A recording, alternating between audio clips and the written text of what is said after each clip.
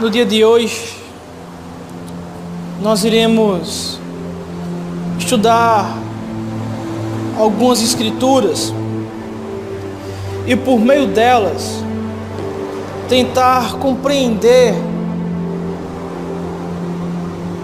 o significado de tanta coisa que tem acontecido no Brasil nos últimos dias.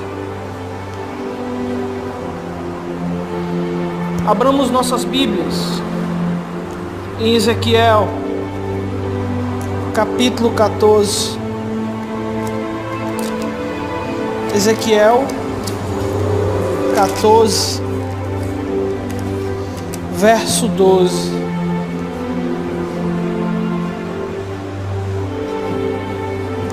Permita-me ajudar vocês. Ezequiel 14.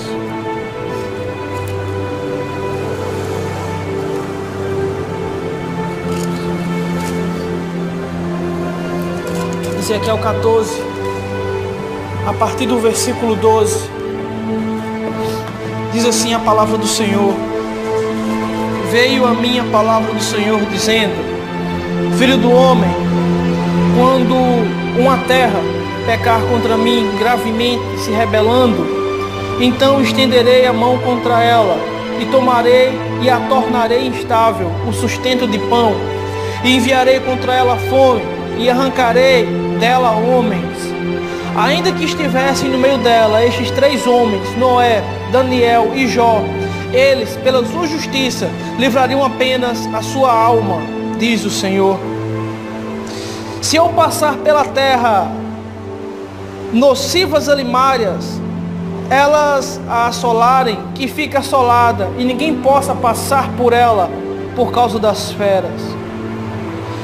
Ainda que esses 3 homens estivessem no meio dela, vivo eu, diz o Senhor Jeová, que nem a filhos, nem a filhas, só eles ficariam livres, e a terra seria assolada. Ou se eu trouxer espada sobre tal terra e disser: espada, passa pela terra, e eu arrancar dela homens e animais, e ainda que aqueles 3 homens estivessem no meio dela, vivo eu, diz o Senhor Jeová, que nem seus filhos, nem suas filhas livrariam, mas só eles ficariam livres. Ou se eu enviar a peste sobre a terra e derramar o meu furor sobre ela com sangue, para arrancar dela homens e animais, ainda que Daniel, Noé e Jó estivessem no meio dela, vivo eu, diz o Senhor Jeová, que nem filho nem filha eles livrariam, mas somente a sua própria alma pela sua justiça. Porque assim diz o Senhor: quanto mais eu enviar os meus 4 maus juízos, a espada, a fome, as nocivas alimárias e a peste contra Jerusalém, para arrancar dela homens e animais, mas eis que alguns restarão nela, que serão levados para fora, assim como filhos e filhas, eis que eles virão a vós, e vereis o seu caminho e os seus feitos, e ficareis consolados do mal que eu trouxer sobre Jerusalém, e de tudo que eu trouxer sobre ela. E sereis consolados quando virdes os seus caminhos e os seus feitos, e sabereis que não fiz nada sem razão, tudo quanto tenho feito nela, diz o Senhor Jeová. Pai, em nome de Jesus Cristo, eu oro ao Senhor nesta hora, pedindo graça, misericórdia, o teu favor, meu Deus, para poder pregar a tua mensagem no dia de hoje.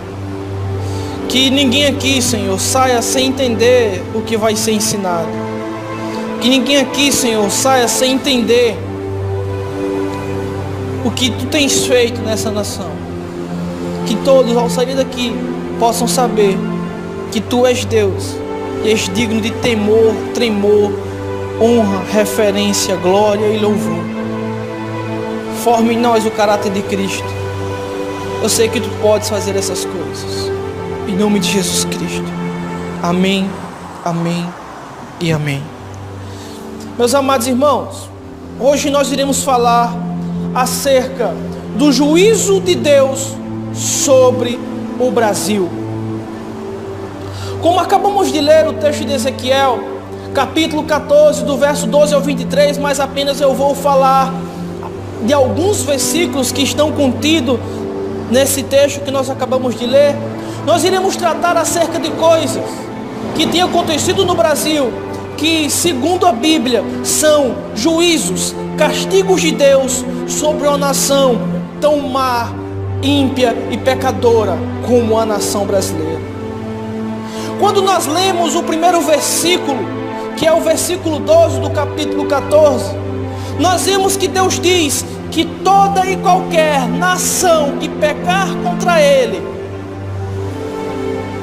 de forma grave, fazendo com que a tal se torne aversa aos seus mandamentos, aos seus preceitos, aos seus princípios, à sua vontade, Ele enviaria juízos graves sobre aquela nação, como uma forma de punir o pecado daquele povo. Quando a nação peca contra o Senhor, Ele envia seus 4 terríveis juízos, a saber, a fome, a espada, as doenças e as pestes. Todos esses juízos, eles são elencados no livro de Deuteronômio, capítulo 28.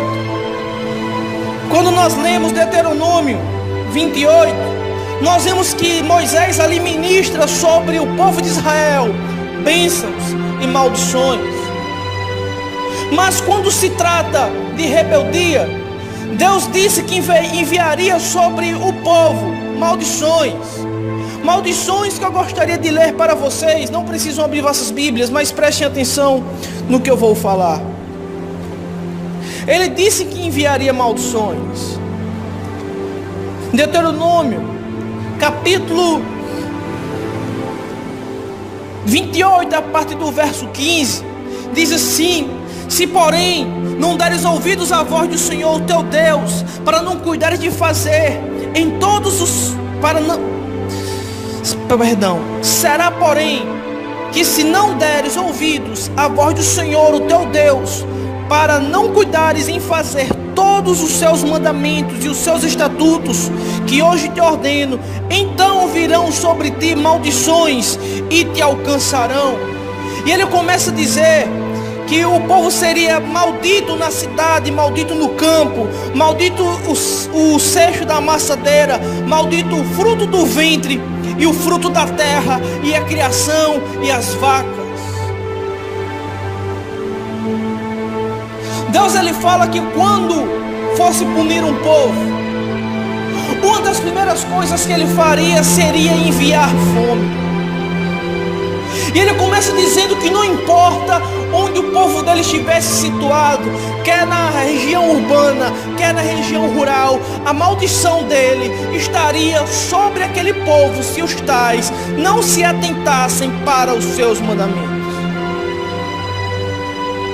E nós vimos que o Brasil, meus irmãos, é uma nação totalmente avessa à vontade de Deus. Vemos que nos últimos 5 anos, a região nordeste do país tem vivido a maior estiagem da história do Brasil. A estiagem que afeta a região nordeste do Brasil afeta 23 milhões de pessoas que vivem no semiárido nordestino. E com esses 5 anos de seca, o Nordeste já perdeu 600 mil cabeças de gado. A seca afeta 600 cidades, somente no estado de Pernambuco, fora as demais cidades do Nordeste. Desde 2012, o Nordeste brasileiro sofre com essa estiagem. Isso tem afetado a produção agrícola, isso tem afetado a criação de gado, fazendo assim com que os produtos vá para os supermercados, cheguem às prateleiras com um custo amargo e venha até a nossa mão com preços que para nós chegam a ser absurdos. Mas uma das maldições que Deus prometeu enviar contra toda e qualquer nação que pecasse contra Ele foi fome. E a fome, ela só pode ser provocada por meio de catástrofes naturais. E a seca, ela pode ser uma catástrofe natural quando ela se torna algo extenso, como tem se tornado a seca no Nordeste. Vivemos em uma cidade, Pau dos Ferros, que tem um pouco mais de 30 mil habitantes. A barragem desta cidade já não há água para nem sequer matar a sede do gado, nem sequer há água para regar uma árvore. A cidade agora é abastecida por uma barragem da cidade de Apodi. E por causa que é uma barragem grande que abastece as cidades vizinhas da região do Alto Oeste, hoje nós vivemos um racionamento de água. Dias tem água, dias não tem água. Agora, aquela que é tida como a cidade polo do Alto Oeste Potiguar vive um dos seus piores momentos em relação à crise hídrica da região, de modo que aqueles que outrora se gloriavam na riqueza da cidade, no bem-estar que ela promovia, agora precisam poder comprar água em carro-pipa para poderem abastecer os seus reservatórios. A Operação Pipa agora precisa ir até as regiões mais distantes da zona urbana para poder abastecer cisternas dos homens rurais.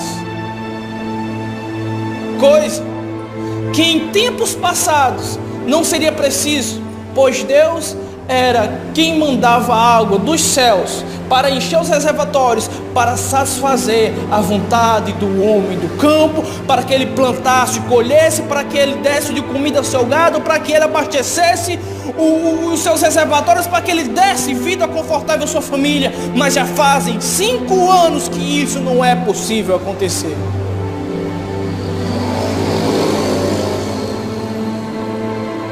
O Senhor disse que mandaria maldição, e nós estamos sendo assolados por uma maldição. E o Senhor chega a dizer que a seca é uma das 4 principais maldições dele. Nós podemos viver, meus amados, sem comida, mas sem água nós não conseguimos passar. Quando nós vemos vídeos do gado morrendo de fome, quando nós vemos vídeos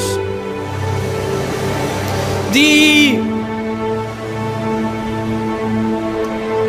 os sertanejos chorando por causa do gado que morre, da plantação que não vinga, chega a ser doloroso. Os homens, eles buscam a solução dos seus problemas em padroeiros como São Pedro, tantos outros, que para o catolicismo Pedro é quem tem a chave dos céus, e ele gira a chave e faz chover, ele fecha a chave, ele gira a chave de novo, o sol se fecha. Eu acho que Pedro acabou perdendo a chave. Faz tempo que não chove. E quando nós lemos o versículo 23 de Deuteronômio 28, nós vimos que está escrito as seguintes palavras: e os teus céus que estão sobre tua cabeça serão de bronze, e a terra debaixo dos teus pés será como ferro. Porventura o céu não tem se fechado sobre nossa cabeça, de modo que é raro cair uma gota de água, e quando cai não é o suficiente para poder matar a sede da terra? Porventura, por causa da seca, o solo da nossa região não tem se tornado estéril, improdutivo, incapaz de produzir? Não vinga aquilo que se planta. Versículo 24 diz: o Senhor por chuva da tua terra te dará poeira, dos céus descerá sobre ti, até que pereças. Ou seja, em outras palavras, Deus diz: vocês esperam uma tempestade, águas torrenciais, eu mandarei poeira. Vocês morrerão de fome, vocês morrerão de sede. Assim vocês desaparecerão de sobre a face da terra. Não é isso que nós temos vivido? A maior metrópole da América do Sul, São Paulo, se não da América Latina, no período de 2013 a 2014 ou 2015, me falha a memória, sofreu com seca, sofreu com estiagem. E uma estiagem como essa, meus irmãos, faz com que muita coisa seja abalada. Causa desemprego, fecha a porta de empresas.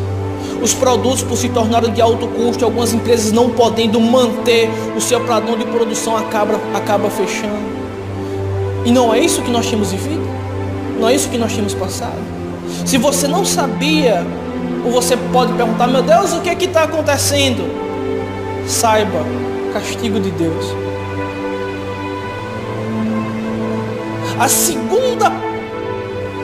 O segundo juízo de Deus é a espada. Vamos aos dados da violência no Brasil.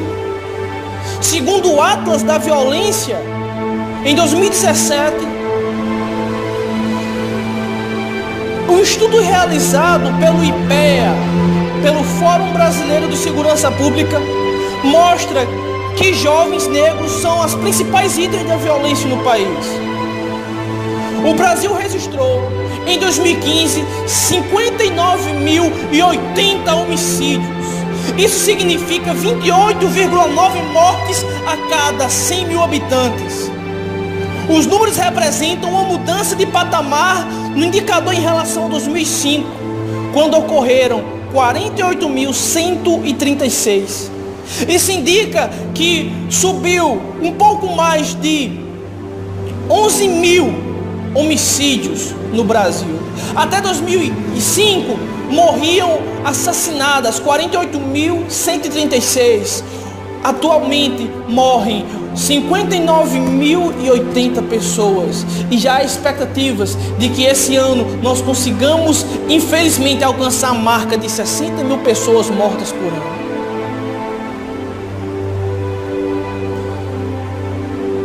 Homicídio. As informações estão no Atlas da Violência de 2017, produzido pelo Instituto de Pesquisa Econômica Aplicada, o IPEA, em parceria com o Fórum Brasileiro de Segurança Pública. O estudo analisa os números e as taxas de homicídio no país entre 2005 e 2015 e detalha os dados da região, unidades da federação e municípios de mais de 100 mil habitantes. Apenas 2% dos municípios brasileiros, ou seja, 111, em 2015, por metade dos casos de homicídio no país é de 10% nos municípios. Isso significa 577 municípios concentram o total de 76,5% de mortes. Apenas 111 municípios têm uma porcentagem de 10% em homicídio, enquanto 577 municípios têm uma taxa de 76,5% de homicídio. É muita gente assassinada em um ano. Mas não é isso o que Deus prometeu que enviaria?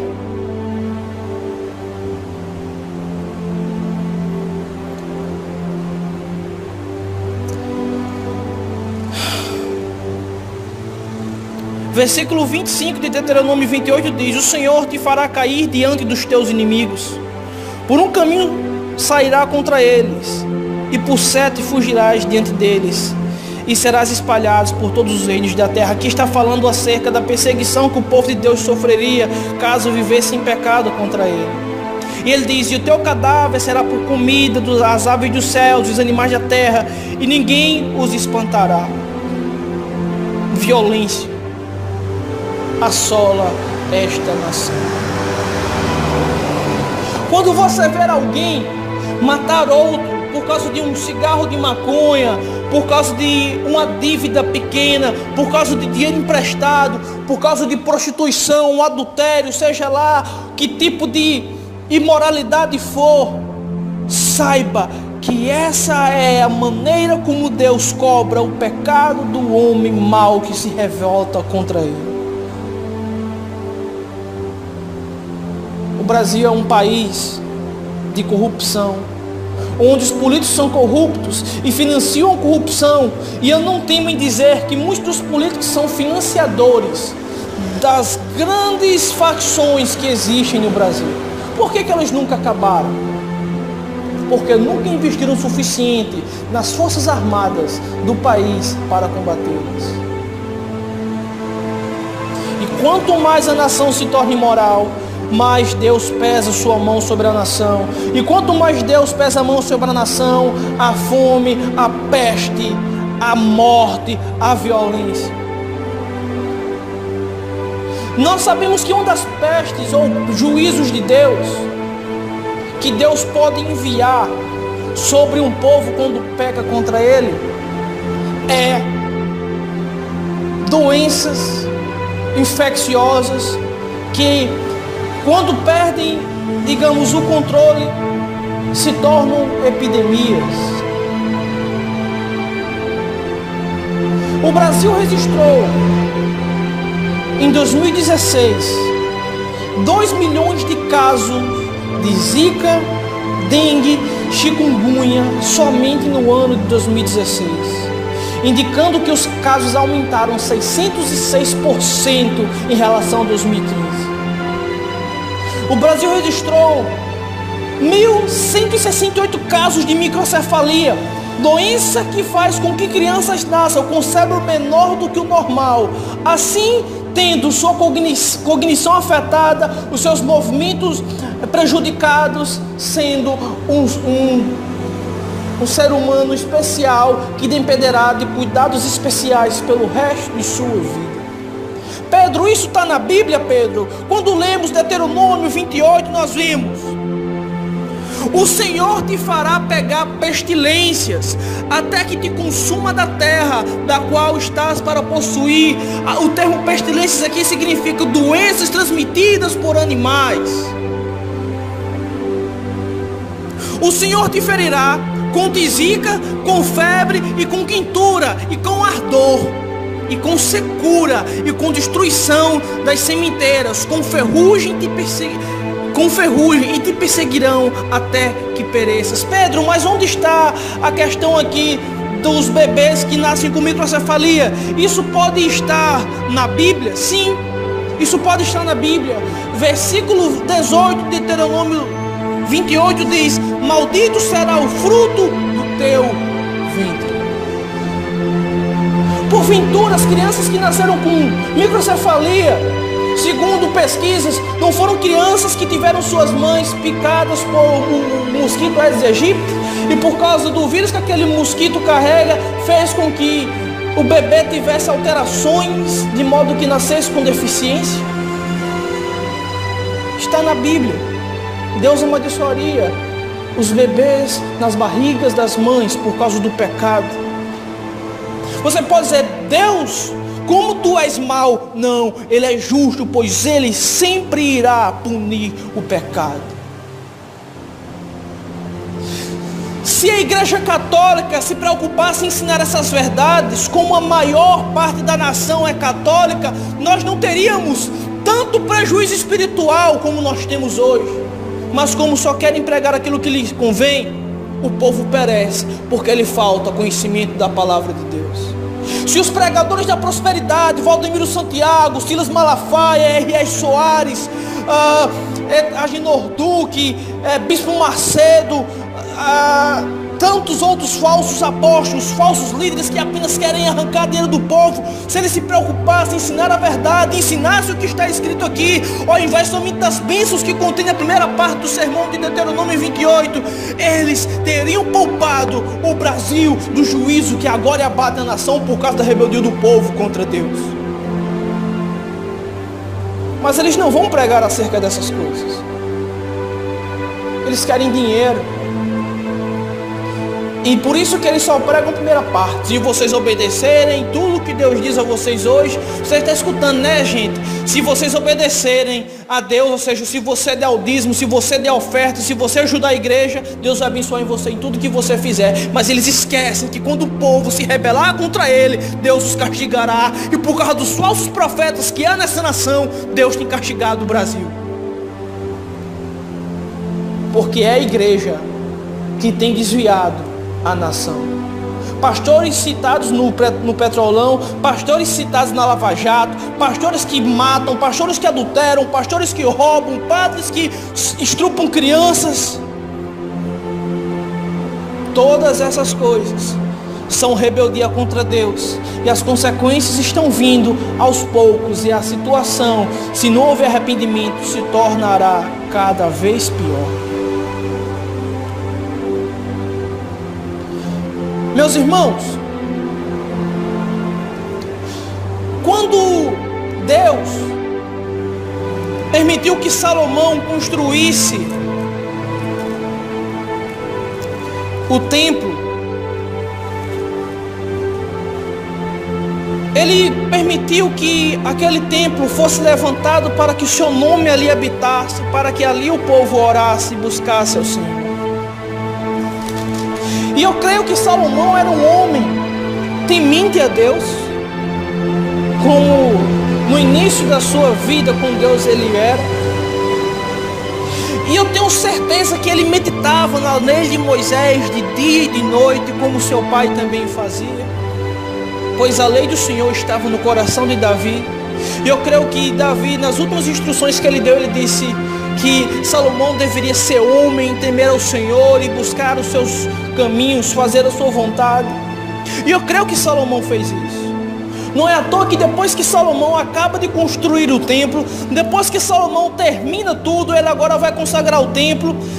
Ele agradece a Deus por Deus ter sido fiel com seu pai, ter sido fiel com ele, Salomão, e agora ele começa a consagrar o templo. E quando nós lemos 2 Crônicas, capítulo 6, do versículo 26 ao 31, nós iremos encontrar uma oração, que essa oração é uma oração bíblica. Bíblica por quê, Pedro? Porque ele estava aplicando na sua oração princípios que Deus, por meio de Moisés, havia ensinado, dizendo que se o povo pecasse contra Deus, Deus os castigaria com praga. Então, quando nós lemos 2 Crônicas, segundo livro das crônicas de Israel ou dos reis, no capítulo 6, versículo 26 diz assim: quando os céus se cerrarem, seca, e não houver chuva, por terem pecado contra ti. Ou seja, ele sabia que Deus, quando o povo pecasse contra ele, faria com que não houvesse chuva.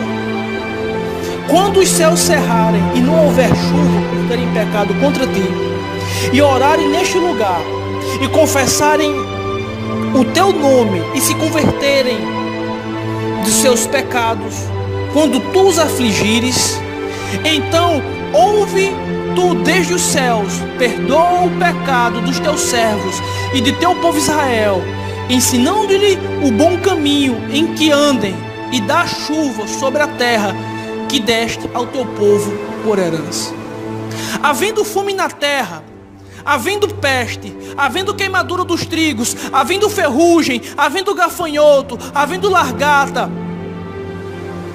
havendo algum dos seus inimigos nas terras, nas suas portas, ou quando houver qualquer praga ou qualquer enfermidade, toda oração e toda súplica que qualquer homem fizer, ou todo o teu povo Israel, conhecendo cada uma praga e a sua dor, e estendendo as suas mãos para esta casa, então ouve dos altos céus, do assento da tua habitação, perdoa e dá a cada um conforme os seus caminhos, segundo conheces o seu coração, pois tu conheces o coração dos filhos dos homens. Ouve-os, a fim de que te temam, para andarem nos teus caminhos todos os dias em que viverem na terra que prometeste aos nossos pais. Você percebe que Salomão, ele conhecia os mandamentos de Deus em Deuteronômio 28, de modo que ele cita cada praga que Deus disse que enviaria sobre o povo, e ele disse: mas quando esse povo pecar, pois eu sei que eles vão errar, eu sei que eles vão se esquecer do Senhor, eu sei que eles irão se desviar. Quando eles pecarem, quando eles orarem, quando eles se arrependerem, quando eles abandonarem seus pecados, ouve cada um dos seus pedidos, perdoa os seus pecados. Isso significa que se nós nos arrependermos da situação em que se encontra a nossa nação, se confessarmos a idolatria que há no Brasil, se confessarmos a imoralidade que há no Brasil por meio do funk, do samba, se nós pedirmos perdão a Deus pelas músicas que os cantores de forró têm incitado o sexo, a imoralidade, a pornografia, o adultério, a prostituição, se dissermos: Deus, tem misericórdia deles, pois eles não sabem o que fazem, perdoa aqueles que seguem os seus conselhos, porque eles não sabem o que fazem, Deus irá ouvir dos altos céus e restaurar a nossa situação. Você não acha que esses cantores que têm cantado músicas pornográficas, que têm incitado os jovens a serem beberrões, a serem prostitutos, a serem adúlteros, a serem devassos, eles não têm culpa no que eles têm feito? Quantos... Eu quero trazer por exemplo da cidade, na FINECAP que houve este ano, quantos casais não terminaram namoros, noivados ou casamentos por causa de traições que houve nessa festa? Quantas famílias foram destruídas por causa do dinheiro que deveria ser poupado para algum pagamento de conta foi gasto em camarote, bebida, em farra, em curtição? Quantos casais não chegaram a brigar porque queria que o companheiro não fosse, mas o tal disse: eu vou, preciso por ti. Você acha que esses cantores eles não têm culpa em seus cartórios? Você acha que esses cantores que têm citado os jovens, principalmente banalizando a imagem das mulheres, fazendo delas objetos sexuais, fazendo os homens garanhões, músicas de sofrência que incitam a baixa estima, a dor do cotovelo, que em casos extremos levam as pessoas a viverem uma vida cabisbaixa, sem desejo de viver, achando que a vida é só dor, angústia e tristeza? Você acha que eles não têm culpa no cartório?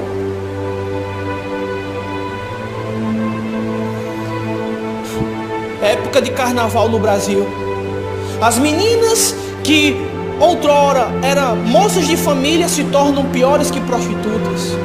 Pela primeira vez tem a primeira relação sexual, acaba engravidando de forma indesejada ou pegando uma doença sexualmente transmissível. Se não, quando não se droga, tem convulsões por causa de drogas, e quando tem a oportunidade de voltar para casa, se é que pode voltar para casa, se o carro ao qual ele está não capotar por causa do irresponsável que possa estar no volante.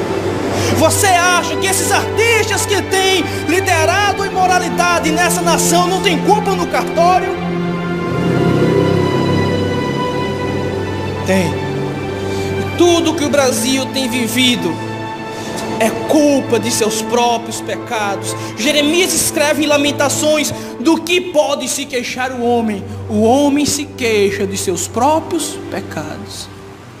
Se há alguma coisa em nossa vida aqui que está dando errado, tenha certeza, é alguma área de nossa vida que está errado e que nós precisamos nos arrepender. Pedir perdão a Deus, pedir misericórdia ao Senhor. Jeremias, no capítulo 18, nos versos 7 e 8, ele traz a confirmação de que se a nação se arrepender, Deus ele se arrependerá do castigo que ele tem enviado contra aquela nação.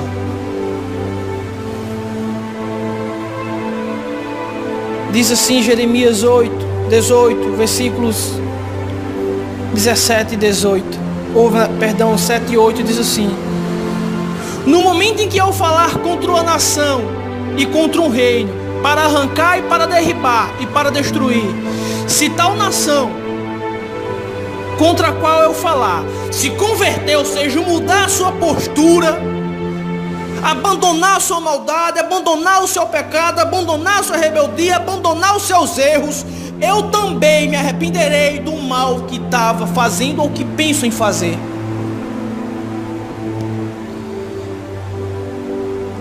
A única saída para o perdão de Deus sobre nossas vidas chama-se arrependimento. E isso não depende de pastor Pedro, isso não depende dos líderes religiosos do Brasil. Isso é algo que deve partir do coração de cada um. Porque vocês perceberam que lá no texto base que eu citei, em Ezequiel, Deus ele cita Daniel, Jó e Noé como pessoas justas, porque eram homens que, em meio a um povo corrompido, eu vou dar um exemplo, nos dias de Noé, a terra toda se corrompeu. Noé andava com Deus, Deus o poupou do dilúvio. Lembra quando os amigos de Jó o acusavam de ter pecado, sendo eles justos? Deus puniu os pecados dos amigos de Jó, de modo que pediu para que Jó orasse pelos seus amigos. Os amigos de Jó eram corruptos. Deus fez com que a mão dele pesasse contra os tais, mas Jó ele abençoou por causa da justiça dele. Lembra de Daniel? Fizeram acusação para fazer com que Daniel cessasse de orar, cessasse o temor e a reverência dele contra Deus, mas ele não teve sua vida por preciosa, a ponto dele continuar servindo ao Senhor, e ele teve que parar na cova dos leões, e lá na cova dos leões Deus o livrou. Ou seja, somente os que temem a Deus, que tem um coração voltado para Ele, Ele os poupará de tais misérias, de tais pragas.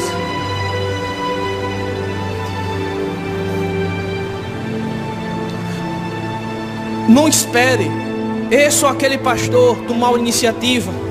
Não espere esse ou aquele líder espiritual tomar iniciativa. Tome você em primeiro lugar. Seja como Daniel, seja como Jó, seja como Noé, e Deus vai preservar a sua vida por causa disso.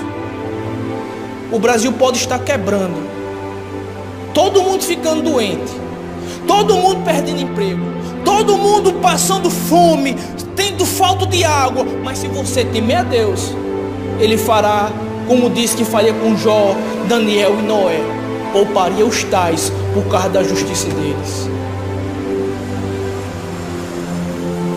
O arrependimento pode salvar uma nação.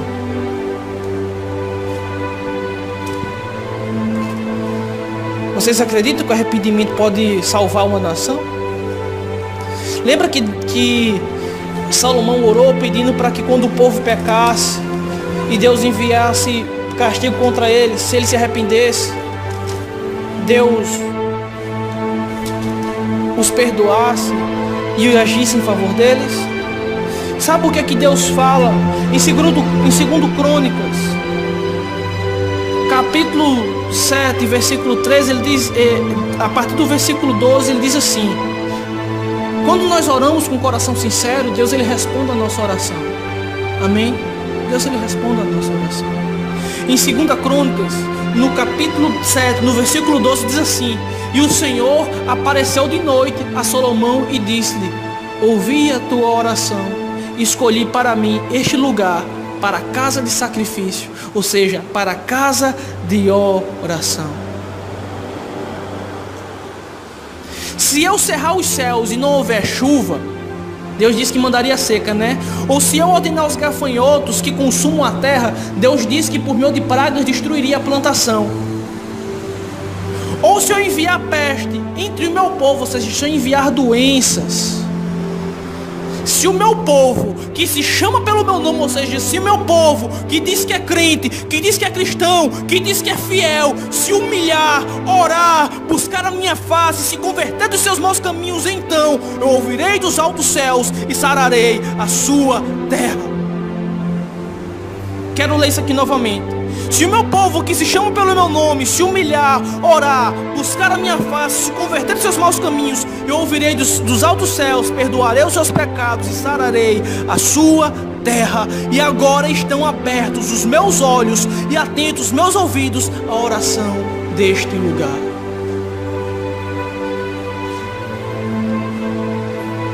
Se o povo orar pedindo perdão pelos pecados, Deus vai perdoar os pecados, vai enviar chuva, vai restituir a plantação destruída pelo gafanhoto, vai sarar as enfermidades que abatem um povo, vai fazer com que a violência seja banida e a paz reine em meio ao seu povo. Mas isso só é possível se o povo se arrepender dos pecados e orar.